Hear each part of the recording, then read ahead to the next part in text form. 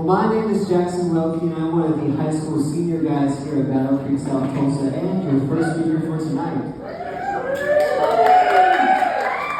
And I've got a lot to talk about tonight, so let's get started. To start off, we're going to start with a little story.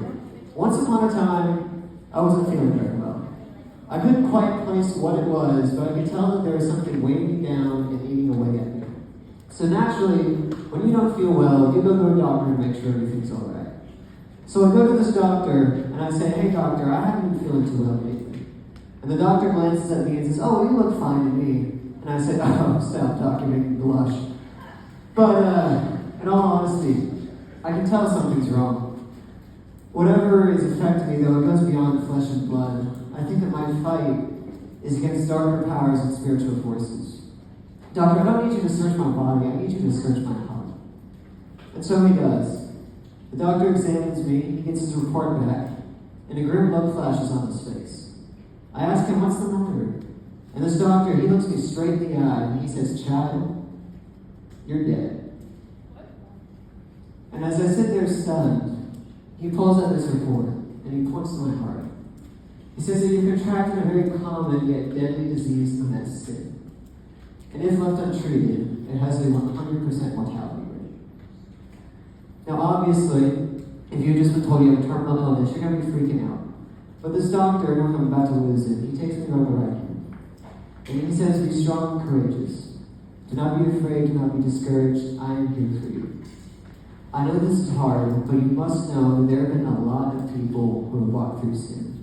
And because of that, there's going to be a lot of forces telling you how to deal with it, but not all of them are right. There's a lot of misconceptions about your disease. But three truths that I can tell you right now is that you can be protected from sin. You are not alone in your sin. And that you need to fight your sin. So we're going to pause our story there and explain what's going on. Hopefully we figured out that this story is fake. Fortunately or unfortunately for some of you, I am not dying. Last I checked. But what the story represents is something very real, and that is misconceptions of the disease of sin. When I look into health and medical topics, I tend to find that there is a ton of conflicting information about what is best for us. I mean, if you think back to the COVID-19, when the vaccine came out for that, there are people who were all for it, saying that it was mandatory. Then there are others who thought Bill Gates put a microchip in the vaccines to mind control the masses through 5G cell towers. And the point is here that there's going to be a lot of forces telling you how to deal with this, but not all of them are right. Because sin is a big, frightening, mysterious topic. And what's worse is that our enemy knows that, and he's going to try and use that against you. He wants you to believe lies about sin so that you can never attain proper healing. And while there are a lot of lies that we can tackle tonight, there's three main big ones that we're going to focus on. So if you're taking notes, it's time to log in. So lie number one, we are invincible. If I were the devil, and I wanted nothing more than for you to die, I would want you to think that because you are a child of God, that nothing bad is ever supposed to happen to you. And that when something does happen, which it will, that God has somehow failed you. Now I think the source of this lie comes from trying to shift the blame for our mistakes. Whenever we've walked into the enemy's snare or put ourselves in a position that will cause us to sin, we want to blame anybody but us. And a lot of the times, God probably seems like an easy target. He is all-powerful after all, then why didn't he protect me? Why didn't he prevent me from sinning? The truth is, God cannot fail, but we are pretty darn good at failing. You see, God offers us protection. He gives us the chance and the ability to fortify ourselves against sin, but a lot of us don't choose to accept that protection. In Ephesians chapter 6:13, it talks about the armor of God. And it says that when days of evil come, not if, but when, that we must put on the armor of God so we can stand firm against our enemy. Notice that it says we must put on the armor of God. We must take up our shield to defend ourselves against the enemy's attacks. The mistake here is assuming that God is going to dress us up to fight our battles. God's not going to make you do anything, but he gives us a chance to accept his grace and mercy and take shelter under him. We'd be assuming too much confidence on ourselves to think that we can take on the world alone. And we don't even have to do that. Jesus promised that you were going to have troubles. That's a guarantee in life. But he also promised that we don't need to worry about that because he has already overcome all of them. Not us, but Jesus. So lie number 2, you are alone in your sin. If I were the devil, I would want you to think that you are alone. That when you look around at your friends, you see smiling faces and think they don't share any of your issues. I would want you to think that you can handle your problems by yourself and that you shouldn't bother other people's perfect lives with your problems. But this is one of the main ways the enemy wants to try and prevent your healing.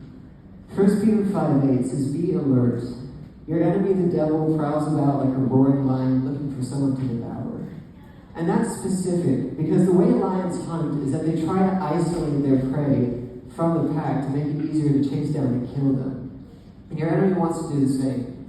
He wants to make you think you are alone and separate you from your brothers and sisters in the faith and even God, and make you think your sin is too special to be healed. And that is one of the worst things we can convince ourselves of as followers of Christ. The truth is, we are never alone.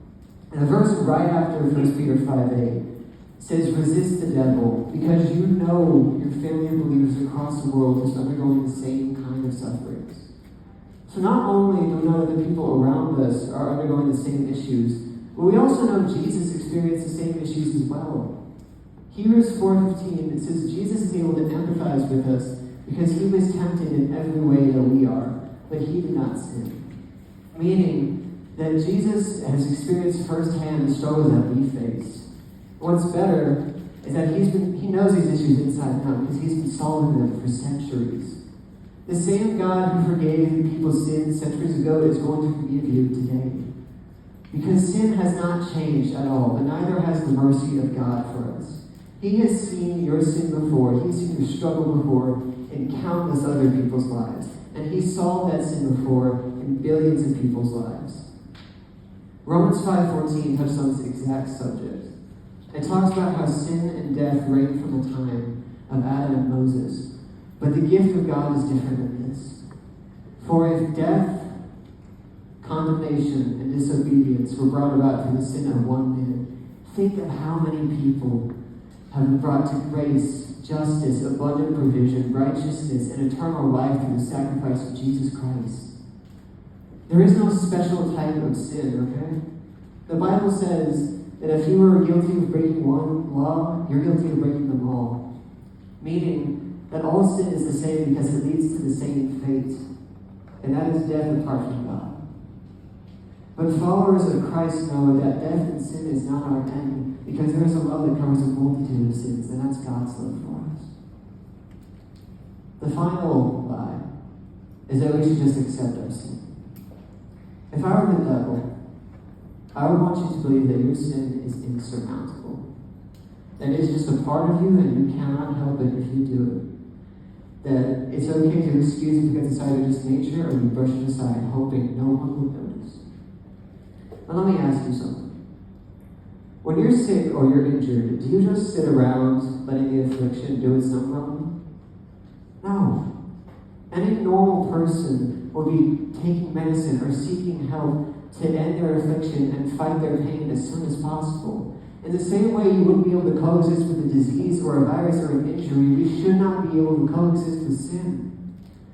We know God made everything. He made night and day, the land and the sea, animals, and finally us.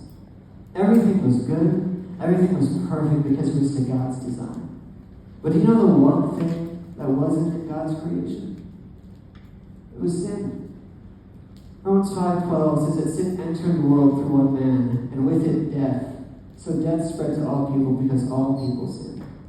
In one moment, one man let the one unnatural thing of our world become everyone's nature. The truth is, we are sinful beings. We have a sinful nature. We can't help that. We're born into it. But there is a nature that far outweighs anything that we have done or will do, and that is the nature of God.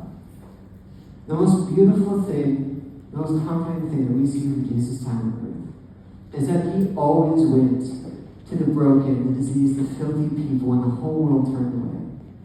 That is the nature of our Father on display. God's nature is love. His most basic instinct is to want you, to see you doing well and alive. He wants to heal you. He wants to fight for you.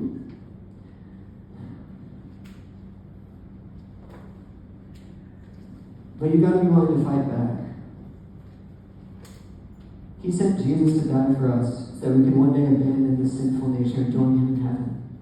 But until that day comes, fight. Fight your sin. Do not let sin reign over your mortal bodies, and in doing so, giving in to its desires. And do not present yourselves to sin as instruments to be used for unrighteousness. But instead, present yourselves to God as people who have been brought back to life through his gift. And present yourselves to God as members to be used for righteousness. For sin will have no ministry over you, because you are not under the law, but under grace. The band can come back up, do a little wrap-up music or something. Does anyone think they should play Stairway to Heaven sometime? Like, it just makes sense, doesn't it? So as we're finishing up, we're going to go back to our little doctor story. So the doctors just told me all this. How I can be protected, how I'm not alone, and how I need to fight my sin. So now I'm calm. Now I know the truth. But that doesn't change the fact that I still have the disease of sin in me. So my next question for the doctor is, Doctor, how can I be cured? How can I be saved? And the doctor thinks about it for a little bit. And he says, well, we have an oral and cardiovascular procedure that has 100% success rate. And I interject, English doctor, I'm dying. So he rephrases his response. He says, if you confess with your mouth Jesus is Lord, and believe in your heart that God raised him from the dead, you will be saved. And that verse is Romans 10:9. And when we hear that, we usually think this is time for people to give their lives to Christ. But hear me. Your struggle does not end when you accept Jesus in your heart. God is your relentless protector, forgiver, and redeemer, but we also have an enemy who is a relentless thief, killer, and destroyer. So you must also be relentless in choosing God, in believing that he has, can, and will save you time and time again, because God is ultimately greater than any of our sin. Accepting Jesus is a one-time thing. But confessing and proclaiming Christ as Lord and Savior is what we commit to every day when we decide to follow him. So if it's been a while, that's what we're going to do right now. If everyone could just bow their heads real quick. Close your eyes and open your heart.